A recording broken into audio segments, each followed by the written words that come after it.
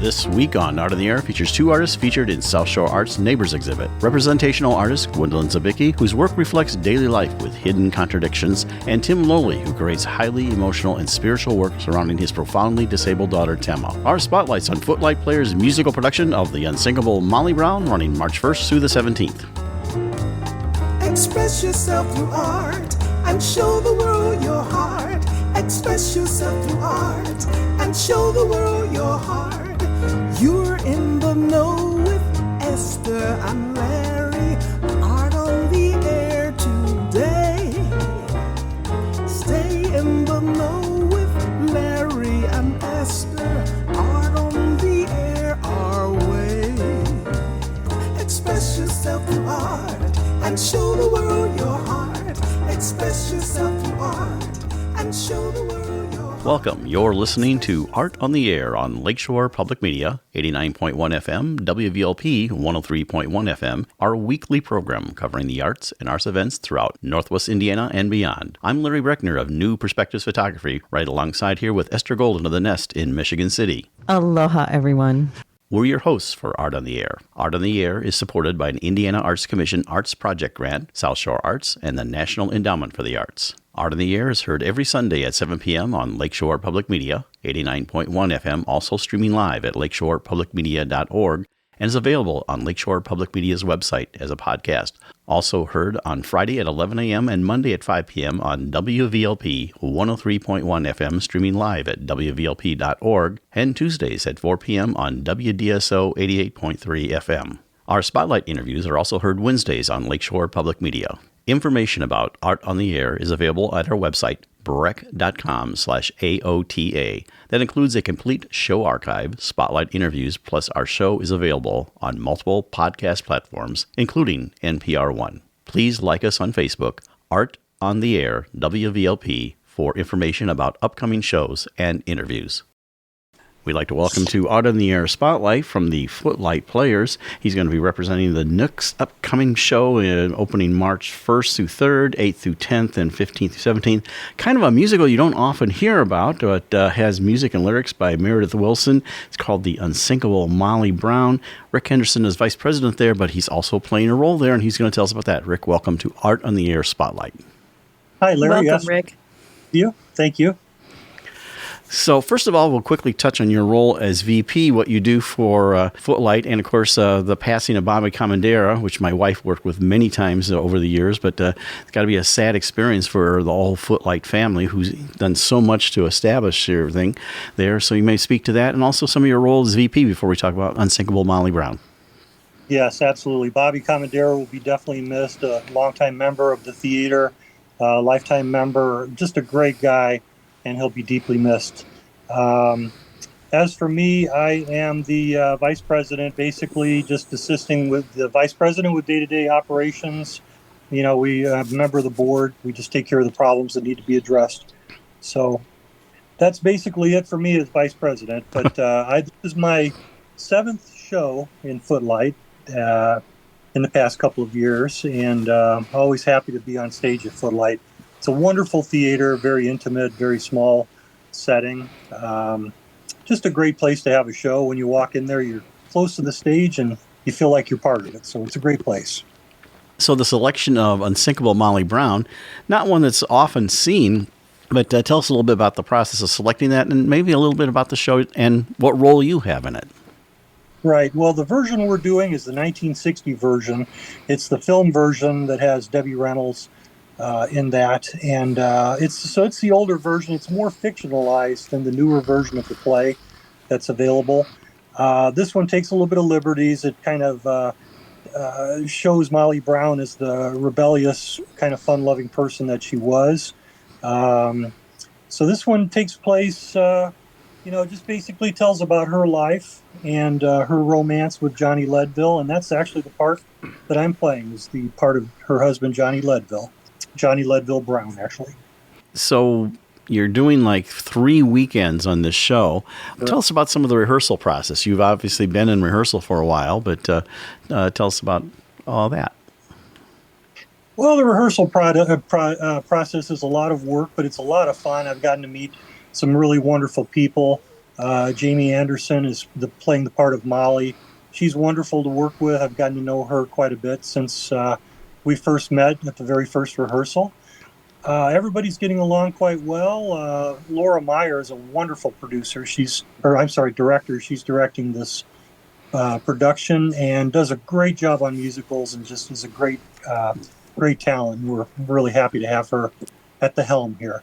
But we've worked Monday through Thursdays basically for the past several weeks rehearsing this production, and it's coming along quite well with the singing and the dancing and the learning of the lines. It's always a fun process, but it's a lot of work, but it's very rewarding for us. So Rick, can you give us a synopsis of the Unsinkable Molly Brown? Because I'm sure there's a lot of people who don't know the story. Right. Well, as I said, this is the fictionalized version of Molly Brown. She was on the Titanic, actually, when it went down. She was one of the ladies on the Titanic. This takes place telling about her life. Basically, it's a rags to riches story. And she's a very rebellious, kind of a free-spirited lady and quite a lot of fun to be around. And she falls in love with Johnny Brown, and they get married, and it tells about their life together. And, basically they get into a situation towards the end where Molly kind of wants to go more for the riches rather than what Johnny has to offer for her. And then she has to make a decision. Does she want the love or does she want the wealth? And that's basically the story along the way there. I know the tag was minors, brawls, love, romance, maritime disasters, and it's a musical. It's got good music in there as well. I was not familiar with the songs going into this, but now I'm hearing them a lot, and they're really good songs, and it's a very good production. Yeah, the character's been often compared with some of the classic Broadway dames like Mame, Dolly, Mama Rose. So there's kind of that genre. And this is really the second musical that Meredith Willson, obviously known for The Music Man, that he wrote the lyrics and music. So it's kind of a classic in that way. So it's a interesting show. And yet probably, I bet you there's very few of the songs that are known. So it'll be kind of an experience for the audience to hear some of that music. Right. It's not as well known, I would say, than, a lot of other musicals that you can kind of hum along to at will. But this is, the songs are a little bit more obscure, but they're very good songs. And it's very entertaining for the audience, I'm sure. Excellent. Well, we only have about a minute left. And what's coming up for Footlight beyond Molly Brown? Well, our next production after Unsinkable Molly Brown is The Lost Boys. That will be taking place. Actually, rehearsals will begin right after this production finishes up, and that'll be directed by Laura West of Footlight Theater. She is the wife of the vice president, and she's directing this, and we're looking forward to seeing that. That's always a great way. Well, we appreciate coming on. That's Rick Henderson. He'll be in there, and also vice president of Unsinkable Molly Brown, March 1st through 3rd, 8th through 10th, and 15th through 17th. And that's at the Footlight Players. You can find out information at info@footlightplayers.org. And you can also call 219-874-4035. Rick, thank you so much for coming on Art on the Air Spotlight. Yeah, thank you, Rick. Thank you very much, both of you. Art on the Air Spotlight and the complete one-hour program on Lakeshore Public Media is brought to you by McCauley Real Estate in Valparaiso, Olga Patrician, Senior Broker. And as a reminder, if you'd like to have your event on Art on the Air Spotlight or have a longer feature interview, email us at aota@brech.com. That's aota@brech.com. Hi, this is singer-songwriter Kenny White, and you're listening to Art on the Air on Lakeshore Public Radio 89.1 FM and on WVLP 103.1 FM. We would like to welcome Gwendolyn Zabicki to Art on the Air. Gwendolyn is a painter, curator, and lifelong Chicagoan.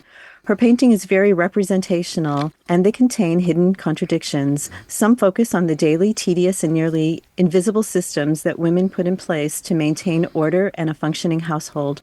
Her paintings also confront surfaces, both literally as well as what is reflected just beneath. Gwendolyn is one of the exhibiting artists in the show Neighbors at South Shore Arts. Thank you for joining us on Art on the Air. Aloha and welcome, Gwendolyn. It's very nice to meet you. Thank you. Thanks for having me on. What a nice introduction. Well, Gwendolyn, like our audience always wants to know about our guests, their whole background in arts, or even if it wasn't in arts, their origin story. I always say how you got from where you were to where you are now. So tell us all about Gwendolyn. Sure. So I'm from Chicago. I grew up on the Southwest side.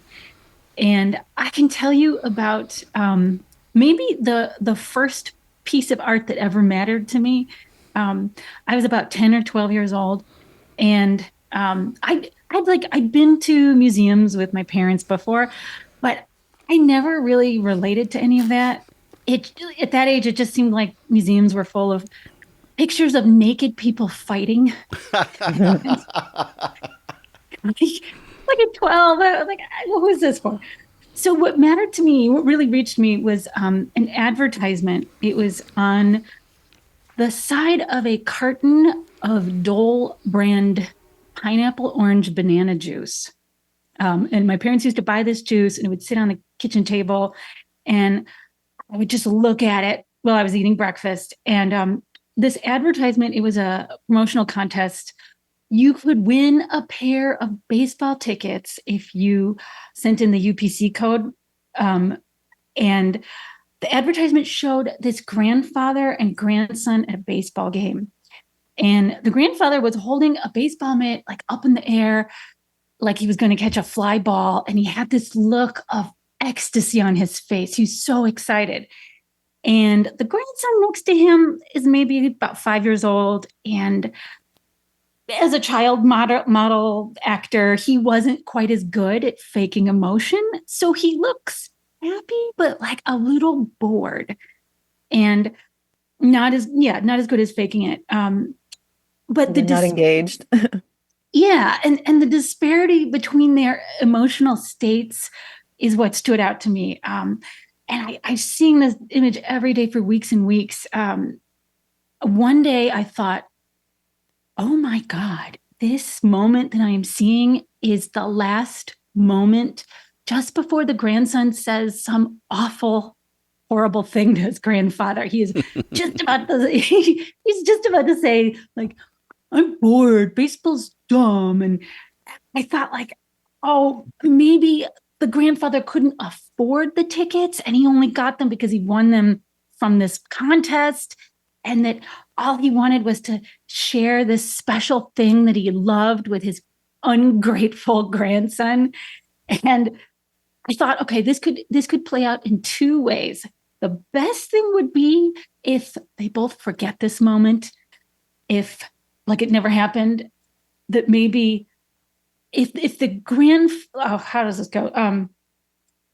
If the grandson remembered what he did by the time he was old enough to apologize, his grandfather would probably be dead. Aww. And this was so painful for me. I mean, because at this age, like I had said nasty things to my mom. At that age, I was embarrassed to be seen with her, and not because of anything she did, but just because I was at that age that I was embarrassed to be seen at all. And I remember I was at the grocery store with her once, and I snapped at her for buying generic butter, and like the packaging was so awful, and we didn't have a lot of money at the time, and I was ashamed to be poor, and then I was ashamed to be ashamed. And for me, all of this whole narrative was contained in that juice advertisement. And it was so devastating. I had to turn it away from me. And in the morning, I couldn't look at it. But really, though, it was painful, but it was my first deep read of anything. It was the first time I really sat and studied an image. And though it was painful, it was evocative and it was moving. And I realized, like, oh, there's a whole profession of people that just do this. They just right and study images and make them. And advertising can manipulate very, very well. It sounded like your 10 to 12-year-old self was very susceptible to it. But I'm sure that's not what the people at Dole were after. They probably weren't trying to tell that story, but my God, it was it was the beginning of of deep reading and careful looking. And when I got older, I went to the School of the Art Institute of Chicago, and I went to the University of Illinois at Chicago for grad school. And when I got out of school, I started making paintings at night. I would walk around in my neighborhood in Logan Square with my box easel and just set up and paint at night. And nobody ever bothered me, but I liked it. I liked walking around and catching little glimpses in people's windows and getting just a little snippet of like, oh, what's that guy doing? Oh, he looks like they're having a party, or like, oh, that lady's got a bathrobe on and she just came out of the shower. But at the time I was reading Alexander Heyman. Do you know him? He's a Bosnian American writer, and he wrote a lot about Chicago. He moved here and he had this very fresh perspective. He would walk around Humboldt Park and Ukrainian Village at night. And he said that Chicago was not built for people to come together, but for them to be safely apart. And, he's used to the urban landscape, but I assume in Bosnia, it's a little bit different than Chicago.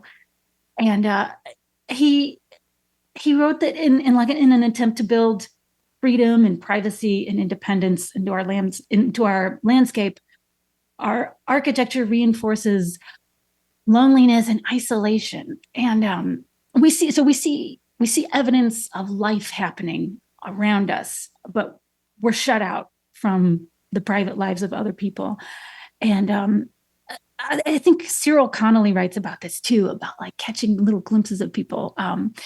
And so, I painted for years, just like in the show at South Shore Arts right now, there's a painting of a man watching baseball, and you can see through the little Venetian blinds, the little slats, the brightly lit TV, and you can see the top of his head, and he's balding a little bit. And there's another painting it's called A Dad on a Ladder, and it's a man, he's reaching up and he's changing a light bulb, and they're just these little fleeting moments. That life is so full. It's so full of it. I feel like I've never felt the need to like really fantastic and, extravagant things. Just the everyday has always been enough.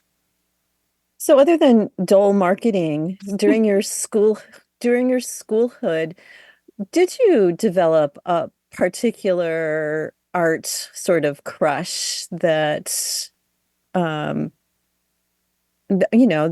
related very strongly to that ad? Was there then, when you started to appreciate museums, maybe an art in a deeper way, who did you gravitate toward? Oh boy. Well, when was it? No, I was already in my 20s. I'm thinking there was a very important show I saw at the Met in, I think it was 2010, 2011. It was curated by Sabine Riewald, and it was a show of 19th century romantic German painters who painted windows. It was all window paintings. And I loved this show. I just loved this show. It was so beautiful. And I've always loved the window as a motif. It's such a great thing to paint. And I learned from this show that the window historically has represented unfulfilled longing, because it shows us the very close and the very far away. Yeah. And for me, that was like, yeah, that's it. That's it. It's like the dichotomy of attainable and unattainable or something. It's really, it's just right there. But the like loneliness and like, but kind of a hard to put your finger on. A desire. On. Yeah. But before that, I always loved, I loved the ashcan painters.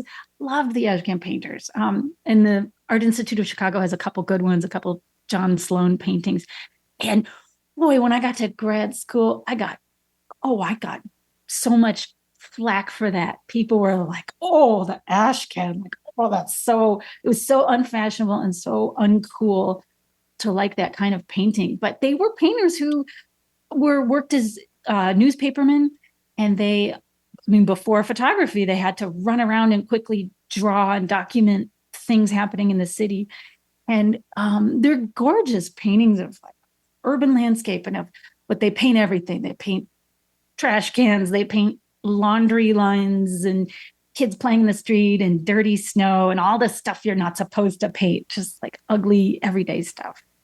And I loved the ash can painters.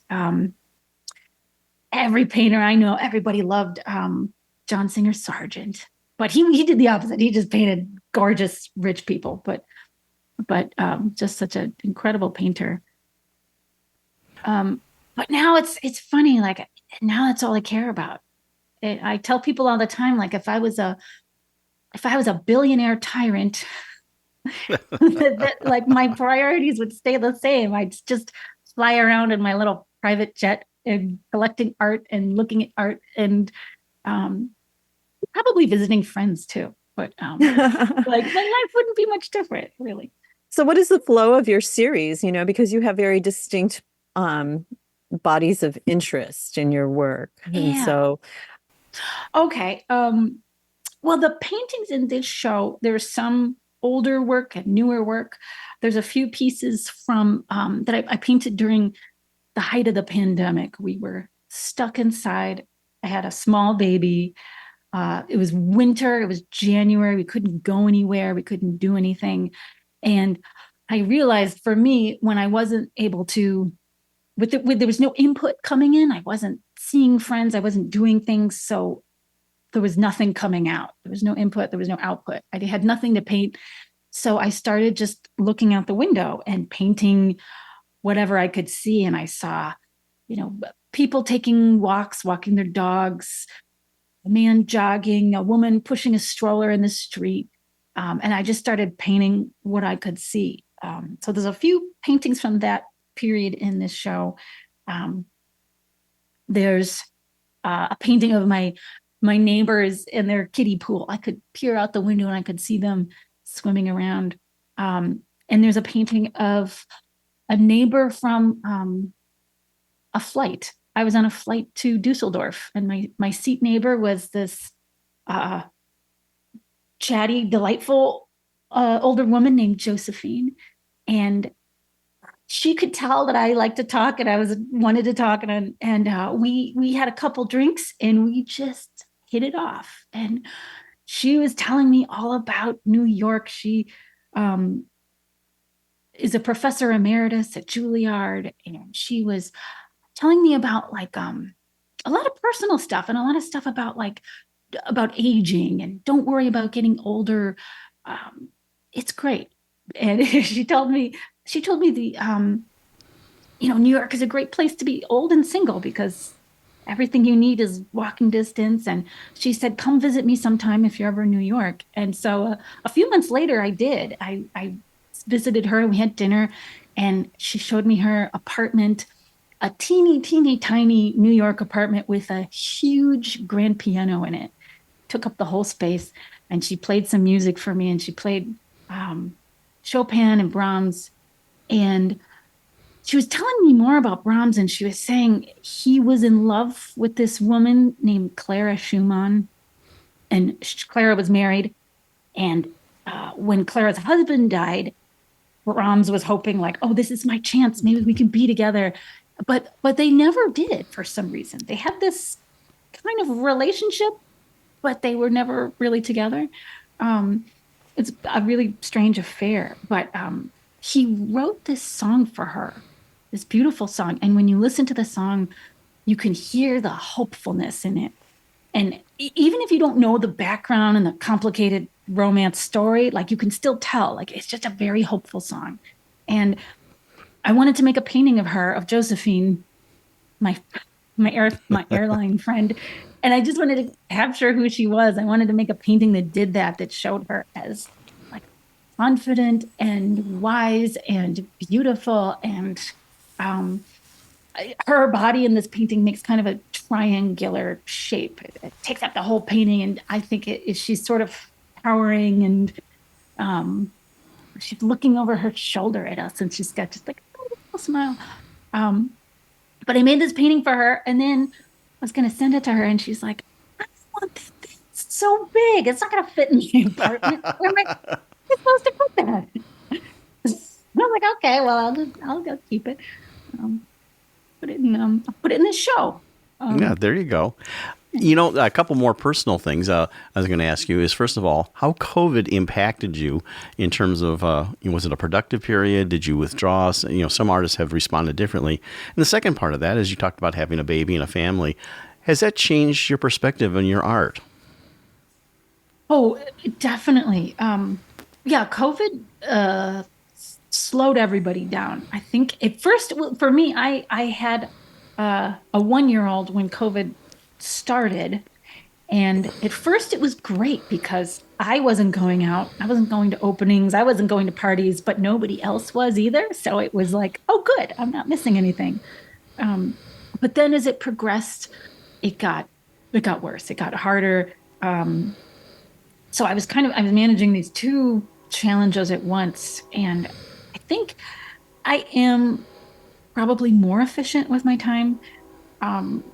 About as productive as I was before.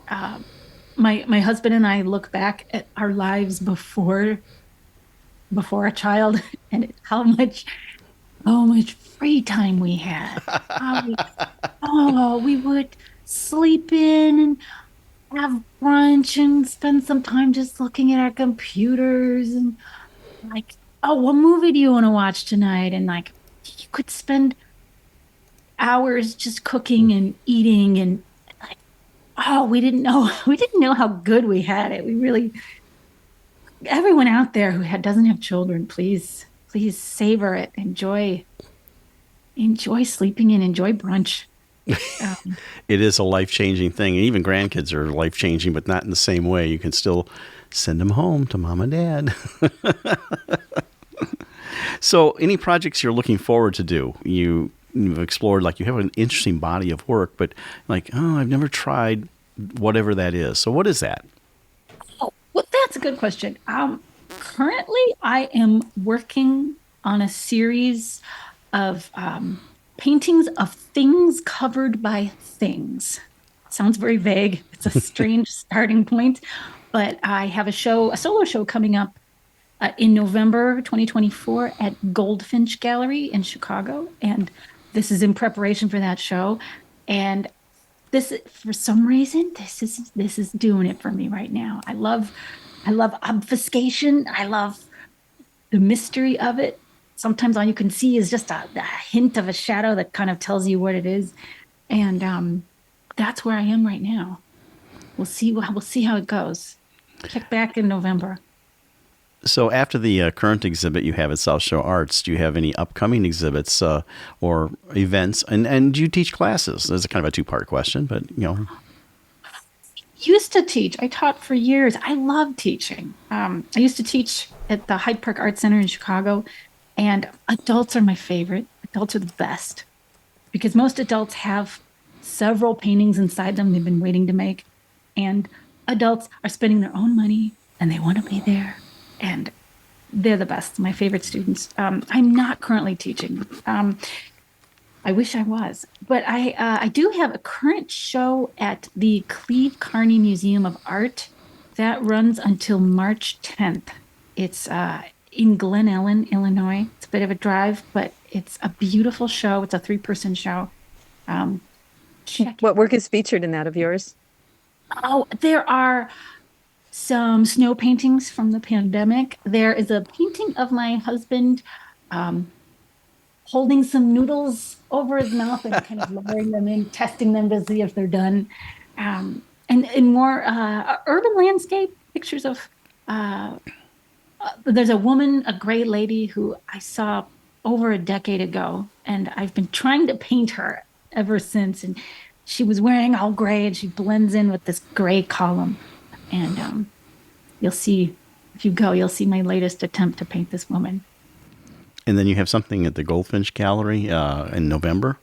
Yes, I have a solo show at Goldfinch coming up November 2024. It's a beautiful gallery if you've ever been there. I'll be ready I hope. That's always the case, is getting stuff prepared for an exhibit or a show and everything like that. So in our last few moments here, we want to give you the opportunity to let people know how they can find you, like on the web, social media, and then maybe if you're also interested in doing commissions. Yes, you can find me on Instagram. I'm Gwendolyn Z, GWENDOLYNZ, or you can find my website, gwendolynzabicki.com, and just guess the spelling. Google will get you there. It's listen. And they can see your work at your website, your various lines of work. Yes. It all makes sense to me. There's a continuous through line in my mind. But go take a look. And we're real curious about how you got connected with Tom and Linda to do the South Shore exhibit. Met years ago. I met Tom years and years ago at Linda Warren Gallery in Chicago. It doesn't exist anymore. But that gallery, for some reason, every time I'd go, I'd have the best conversations. I'd talk to the most people, and I always had the most fun at that place. And I was telling a friend this recently, and she said, "Oh, that's because they always had free drinks." Most galleries, most galleries don't, but they always did. But I love that place. And I was sad when it closed. But yeah, I met Tom there, and then Linda, and we've been pals ever since. Oh, that's fantastic. Well, we appreciate you coming on Art on the Air. That's Gwendolyn Zabicki. She's a painter from Chicago, but she's currently in the South Shore Arts exhibit called Neighbors. It opened January 19th, but it's running through March 16th, so you can see that in the Bachman Gallery. And you can find out information about her at gwendolynzabicki.com. And she's out there, and plus on Instagram, Facebook, and such. And Gwendolyn, we appreciate you coming on Art on the Air and sharing your story. Yeah, thank you. Thanks so much. Art on the Air listeners, do you have a suggestion for a possible guest on our show? Whether it's an artist, musician, author, gallery, theater, concert, or some other artistic endeavor that you are aware of, or a topic of interest to our listeners. Email us at aota@brech.com. That's aota@brech.com. Art on the Air is supported by an Indiana Arts Commission Arts Project Grant, South Shore Arts, and the National Endowment for the Arts. Hi, this is Dorothy Graydon. I'm a contemporary artist in Northwest Indiana, and you're listening to Art on the Air on Lakeshore Public Media, 89.1 FM, and on WVLP 103.1 FM. We would like to welcome Tim Lowley to Art on the Air. Tim is a Chicago-based artist, educator, and musician. He spent his childhood in South Korea, one of 5 children of medical missionaries.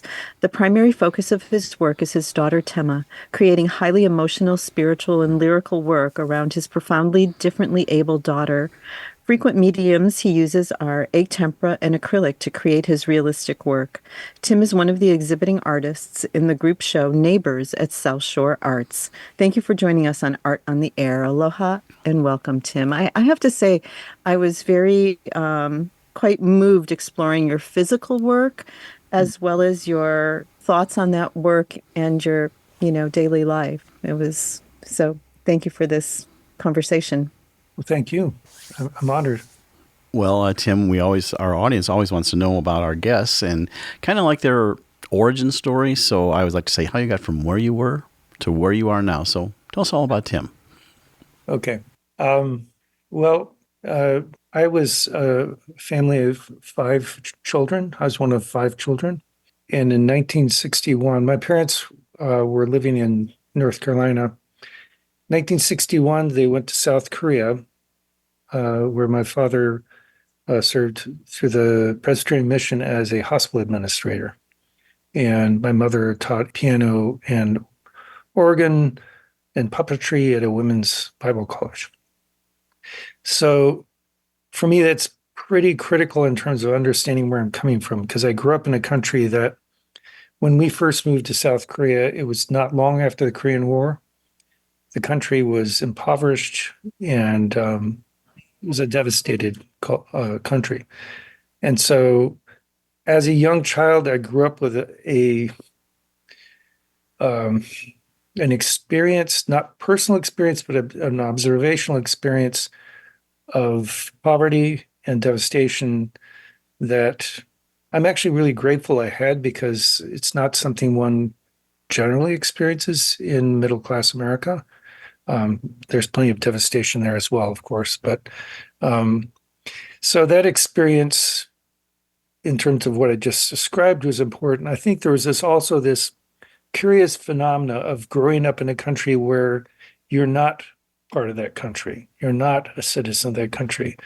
I never fully learned the language. My parents both spent like 2 years in language school, and my dad would still say, even after that, when he was working, he was communicating at a high school or junior high school level in terms of the understanding of the language.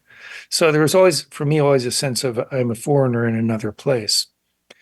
But anyway, so that was probably, in terms of a formative story of who I am, that was really critical to who I am.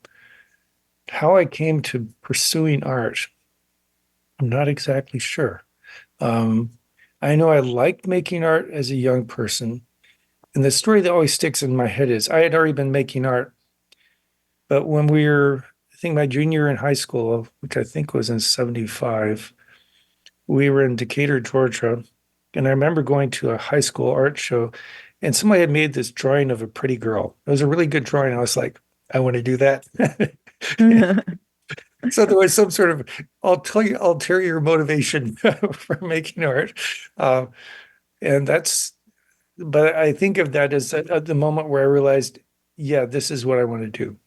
And I had already been making art, but I think that period was a clarifying period in terms of, this is something that is really meaningful to me, that I don't think I would have articulated it this way, but it's a way in which I can reflect on and contribute to making meaning out of existence, out of being a human being. So when you say making art, were you drawing at that point, painting, using another? I was drawing. Drawing. I may have dabbled in watercolor or something, but it was mainly drawing. I don't think I really got very seriously into painting until I was in college and became an art major. I was at Calvin College in Grand Rapids, Michigan. And I knew very clearly by the time I went to college that I wanted to be an artist. And I'm really grateful that school had a strong art department, and they pushed us. And I think the thing I learned the most, or I felt directed towards the most, is how to engage this stuff. That is, a lot of people think of paint as a means to an end. And the crux of the teaching, in some ways, the lack of teaching, because there's very, very little sort of like you have to do this and this. It was more a matter of, you need to know what this stuff is before you make something with it. And so a lot of it was really sort of a deep engagement with the material. That's so interesting, because I find there's like almost an austerity in the quality of your brush strokes. And did you start out with that? No. No. You would not recognize my work. But my work in college was the thing I was really, I don't want to get biblical here, but I'm going to go biblical for a second. Jesus says something to the effect of, unless you become a child, you cannot enter the kingdom of God. So I said, okay, well, what does it mean to make art like a child? So I started thinking about, okay, I want to make art that's childlike. And I was looking to people like Paul Klee and Primary colors.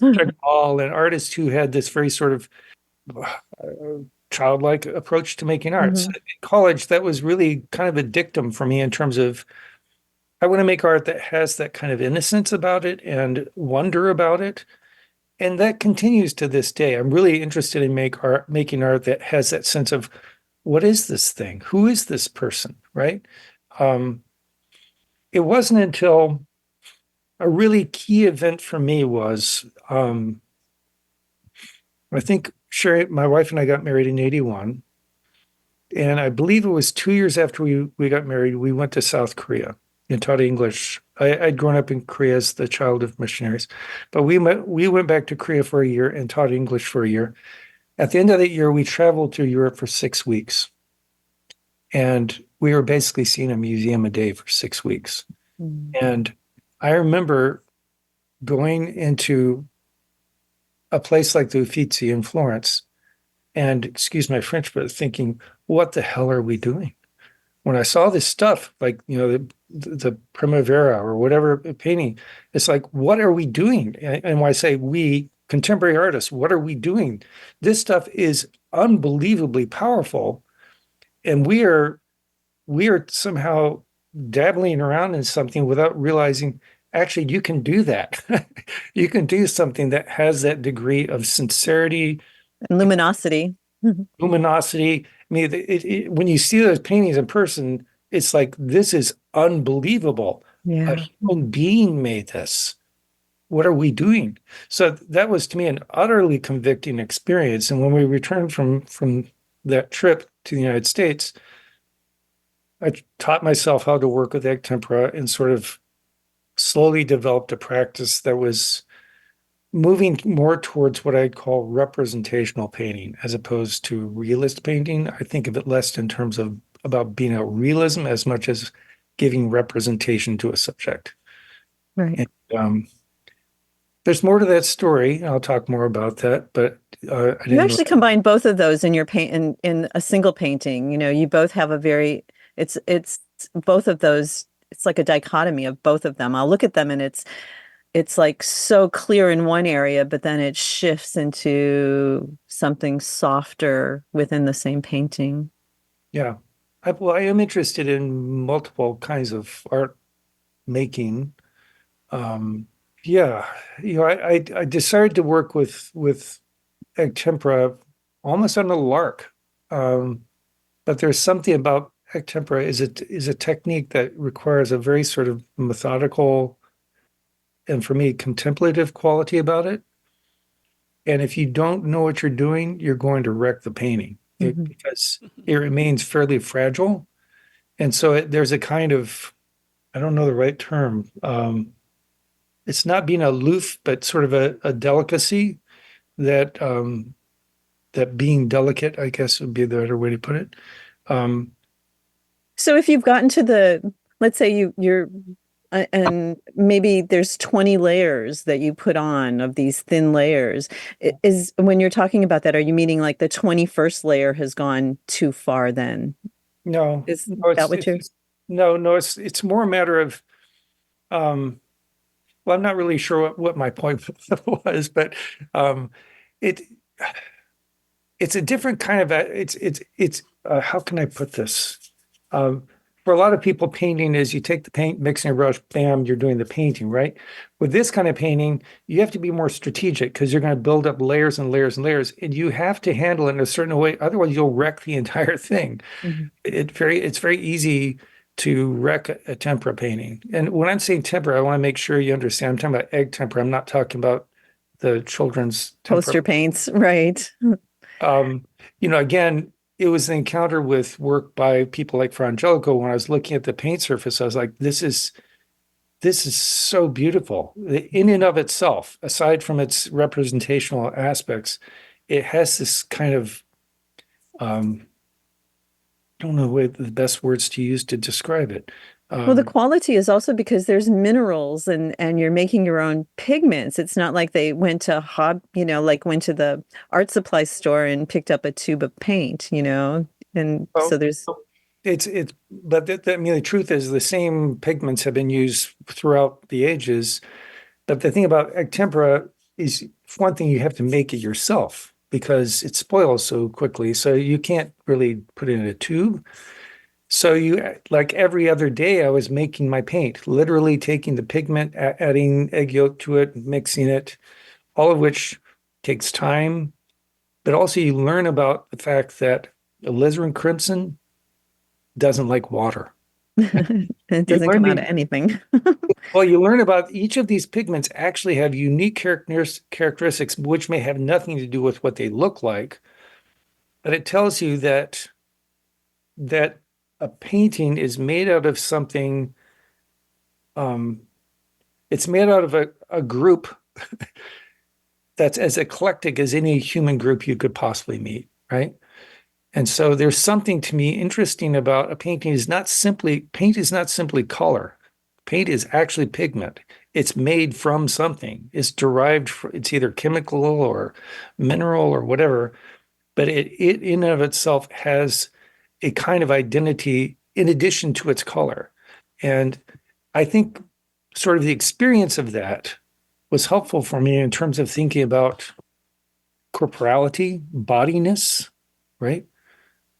We operate from a place of bodiness. Paint operates from a place of its unique components or its capacities. That was helpful for me to experience in terms of I'm not just making a painting. Painting isn't just a picture. It's actually a physical thing that, anyway, I feel like an experiential experience, I guess. But an experience, but also it is a thing that is from material that is of the earth, that you can't simply regard the materials used to make it as a means to an end. It in itself has its own identity. Does that make sense? Yes, it's like it's like when we're relating to other people, we tend to relate to other people in terms of who we understand them in terms of their job or whatever, and sort of disregard the sort of complexity of their life. It's similar with a pigment. It has a history of itself, and I think when you engage that and think about what that could mean, it actually contributes to the meaning of whatever you're using it towards. You're listening to Art on the Air on Lakeshore Public Media, 89.1 FM, on WVLP, 103.1 FM. So your subject matter, I think our audience would be interested in hearing, was influenced by a life event that's very profound, and I hope you would share that with our audience, how that influenced what you render in your work. Are you speaking of my life with Temma? Right. Yeah, okay. So our daughter Temma was born in 1985, and the specific circumstances are frankly too long to explain. But not long after she was born, she had a cardiac arrest. And we were very fortunate that a friend of ours who was a nurse had actually was there when that happened, and she was able to do CPR. But then after she was resuscitating, she was having constant seizures. And we don't know if she had pre-existing brain damage, or undoubtedly those two events would have led to brain damage. And so when she eventually, went back in the hospital because of all that, and ultimately the result was mentally Temma is 1 day old. She's now 37 years old. Mentally, she's 1 day old. Everything is new to Temma. There's no sense of the possibility of learning. And I think for many people that sounds like an utterly catastrophic, and it was catastrophic, but this great loss. And in some sense it is, but in another sense, I live with someone who is utterly innocent and who is, she's a wonder to live with. She's someone who lives in a sort of state of wonder, but I greatly value who Temma is, and my work representing her. The show that's currently at the Art Center is a little bit unusual in that these are 5 very big paintings. Most of my work is not that big. Most of my work is much more on a human scale. But part of the reason at the time I made those paintings, I was really interested in this subject that I think fairly early on in Temma's life, I realized there's something here that I don't see anywhere else. It exists, but in our culture, people like Temma are largely institutionalized. And because someone like Temma cannot give or refuse consent, it's ethically problematic to make art of them, i.e., they aren't represented because of that. And so as Temma's parent, I increasingly felt I have the right to honorably represent Temma. And because she is part of a community that is largely invisible, I'm going to more than make a couple pictures of her. So I would say somewhere around little more than a third and less than a half of my work has been work related to Temma. And again, I don't want someone to misread it as I think she's, the greatest human on earth, but as a kind of representative of a community that, because of who they are, that is lacking whatever it would take to give consent, they aren't represented, and saying unequivocally that life matters. The life of people like Temma matters, but how does it become a meaningful thing to the broader community? Does that make sense? Mm-hmm. Very much so. As humans, there's like an intrinsic comfort in predictability. I guess as an artist, sometimes the opposite needs to occur. But with your life with Temma, what is the predictability? Are you still surprised? Are there things that, like whether it's a touch or are you, are you still, do you still have surprises? Because your work, it's so interesting to watch the progression of Temma in your work. And as I was looking at the photos and reading some of your words, I thought, well, what is the effect of gravity? Because you say a lot of times she's lying down on the ground because she doesn't have control to sit up. So when you have her, so what are the physical, I guess, manifestations of changing her gravity then? Because your paintings are also different of her, I guess. I'm not sure I'm understanding your question. Yeah, I just got to wondering as I was reading your words about how a lot of, because not all of the paintings are represented with Temma lying down. Right. And so I was kind of wondering whether she is placed in a different position or whether you are just in your mind standing her upright, or and what's her reaction to this shift in gravity, I guess?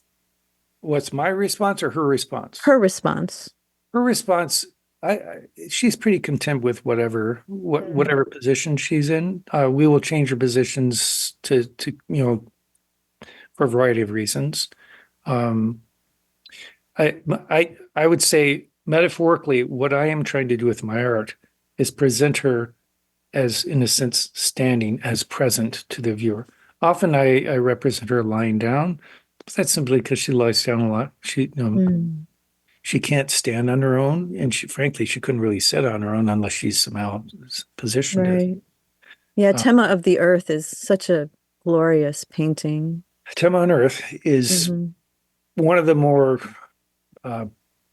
punchy works I've ever made in terms of it's artwork that when you see the actual work, it is very disconcerting. It's intentionally so. I know I don't have a lot of time to talk about that painting, but it's sort of unique for me, but it's also trying to get at my intention in terms of my work with Temma. And as an aside, I'll say quickly, I'm also really consumed with work that's not related to Temma, a work which has a similar intention of reflecting on the meaningfulness of this person's life and what they're doing. And a lot of what I'm doing right now is in that particular direction. Which, because like your work, Temma's Objects, is very monastic in quality. And is that graphite that you're using for that, or are those? The drawing series, Temma's Objects? Yes. Yeah, those were graphic drawings. Those are done collaboratively with one of my former students. I can't remember. One of us would start it and the other would finish it. I don't remember exactly the procedure. I think that was with Rachel McCann. Yeah, I'm interested in collaboration actually. And one of the things I did a fair amount with when I was teaching, I used to teach at North Park University. I graduated or retired last year. I'm really interested in how one's art making can actually cause the viewer to think about their creative agency. That to me is something I'm really interested in. And the one thing, those big paintings I'm showing down there, those are unusually large for me. And the only thing I have about those, my only hesitation is those are very intimidating. I can imagine someone saying, "I could never make that." And I don't want to have that be what someone walks away from. Truth is, yeah, you could do that. It just would take you some time. And a lot of paint. In our last few moments, we want to give you a chance to tell how people can find your work, social media and such. Sure. Tim Lowley, I think it's timothylowley.com. My website is sort of still in progress. Instagram, Facebook, those are the places I would suggest going. As just Google Tim Lowley, Instagram, Facebook. I show up pretty quickly. Great. And we'll have a link on your picture on our website. Tim Lowley, thank you so much for coming on Art on the Air, sharing your deeply personal art journey with our audience. Well, thank you for the invitation. Yeah, thank you so much, Tim. Sure. Ciao. We'd like to thank our guest this week on Art on the Air, our weekly program covering the arts and arts events throughout Northwest Indiana and beyond. Art on the Air is heard Sunday at 7 p.m. on Lakeshore Public Media, 89.1 FM, also streaming live at lakeshorepublicmedia.org, and is available on Lakeshore Public Media's website as a podcast. Art on the Air is also heard Friday at 11 a.m. and Monday at 5 p.m. on WVLP 103.1 FM, streaming live at WVLP.org. If you have a smart speaker like Amazon Alexa, Google Assistant, or Apple Siri, just tell it to play Art on the Air to hear the latest episode. Our Spotlight interviews are heard every Wednesday on Lakeshore Public Media. Thanks to Tom Maloney, Vice President of Radio Operation for Lakeshore Public Media, and Greg Kovach, WVLP's Station Manager. Our theme music is by Billy Foster with a vocal by Renee Foster. Art on the Air is supported by an Indiana Arts Commission Arts Project grant, South Shore Arts, and the National Endowment for the Arts. We'd like to thank our current underwriters for Lakeshore Public Media, Macaulay Real Estate in Valparaiso, Olga Patrician, Senior Broker. And for WVLP, Walt Breidinger of Paragon Investments. So we may continue to bring you Art in the Air. We rely on you, our listeners and underwriters, for ongoing financial support. If you're looking to support Art on the Air, we have information on our website at breck.com/AOTA, where you can find out how to become a supporter or underwriter of our program in whatever amount you are able. And like I say every week, don't give till it hurts. Give till it feels good. You'll feel so good about supporting Art on the Air. If you're interested in being a guest or send us information about your arts-related event or exhibit, please email us at aota@breck.com. That's aota@breck.com, or contact us through our Facebook page. Your hosts were Larry Breckner and Esther Golden, and we invite you back next week for another episode of Art on the Air. Aloha, everyone. Have a splendid week. Express yourself through art and show the world your heart. Express yourself through art and show the world your heart. You're in the know with Esther and Larry. Art on the Air today. Stay in the know with Larry and Esther. Art on the Air our way. Express yourself through art and show the world your heart. Express yourself through art and show the world